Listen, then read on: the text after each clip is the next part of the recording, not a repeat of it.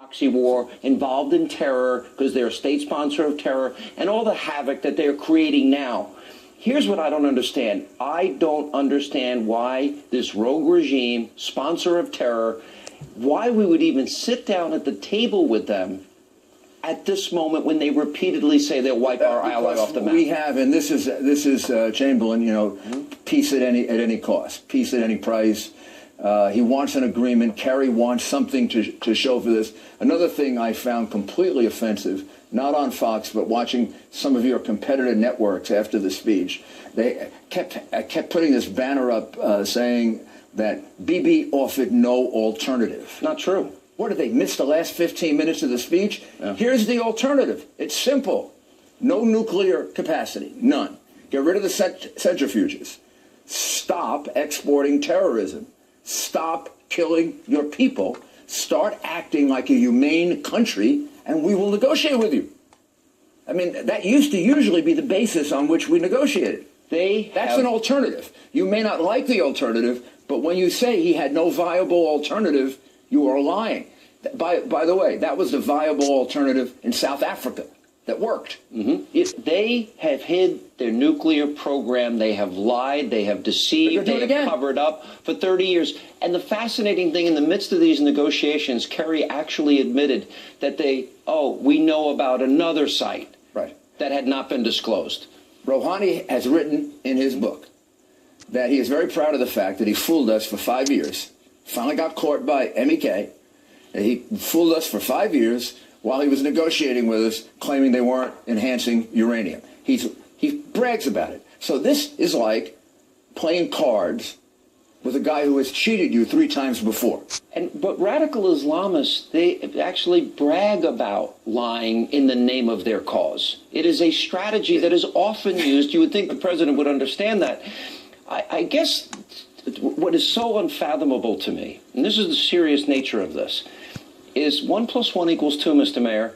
Radical Islamists here's pictures of them burning the Israeli and the American flag.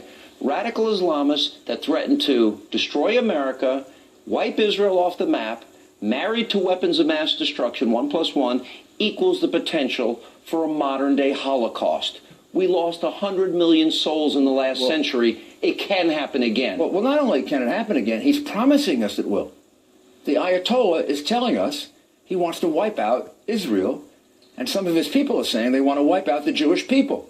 And he's saying, and as Prime Minister Netanyahu indicated, the last time they wiped out 6 million Jews, they wiped out 60 million more people. And I think what we're headed toward is a north-south war in the Middle East. And I just came back from the Middle East. You were in 4 Dubai. days in Dubai, 3 days in Israel. I think you're going to have an alliance of Saudi Arabia, the Emirates.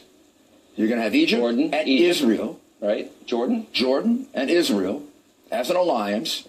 The 2 big armies there are Egypt and Israel. Sure. They need, at this point, Jordan and Egypt need Israel. They're more supportive to Israel than we are right now. They need the Israeli army. Right. And the Saudis need the Egyptian army.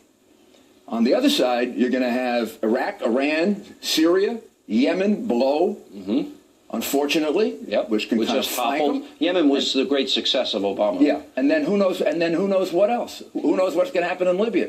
So you will have once the decision gets made between Iran and ISIS, and Iran is going to win that. We're going to let Iran win that. We should defeat ISIS, not Iran. You will have Shiite North, Sunni South, Persian North, Arab South. These hatreds go back even further than some of the others we're talking about. You're describing something so profound, and to me, again, I can't believe we're talking about it, that you really almost can see the pieces of alliances that could result in a world war. Could result in a nuclear war. It could result in a nuclear war. Here's my question. The president, I went through the history on this program the other night, has open contempt for the Prime Minister of Israel, our closest ally, the only democracy in the region. He has his political operatives on the ground trying to help defeat the Prime Minister. He has elections on March 17th. You have Kerry and Biden meeting with Bibi's opponent.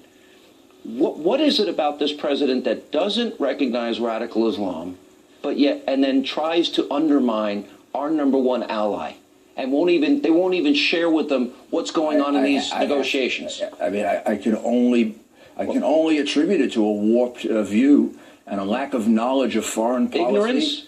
Well, I don't find in him Ideology? knowledge of ideology, a serious lack of understanding of history, no serious understanding of the Second World War, the First World War, the Cold War, no respect for his generals. He seems to have no respect for anyone around him except maybe a few people. I mean, the reality is he is leading us down a road that is going to have a severe nuclear proliferation in the Middle East, with 2,000-year-old enemies facing off against each other. I sense in you, I had a discussion with former Speaker Newt Gingrich the other day. There's a certain sobriety that you have right now, that a certain urgency that you have, that he has, that I have, about the severity of this. I see this. I see it too. I see it. But Obama doesn't. I'm probably being less passionate about it than I really feel. That I really feel. I saw your speech. That was pretty passionate. I'm very and Sean. Yeah. I can't judge a man's mind. I can't judge his heart, his soul. I can only judge his actions. And I am very, very worried for my country, and I'm very worried for the world. I do not want to see the nuclear button put in the hands of a maniac. I worked for Ronald Reagan. That was his nightmare. Ronald Reagan's nightmare was mutually assured destruction was insane, because if a madman got that button, the world was gone. Is the Ayatollah a madman? Same thing, yes. Is he a madman? Of course. And we are handing him, this is as if we are handing him the button. It's like giving it to Hitler. And he has told us, I'm going to destroy your best friend Israel. And Obama elects not to believe him. Nuts. You know, I said this the other day. I think stand with Israel. Obama doesn't speak for me. I stand with Bibi and Israel on this by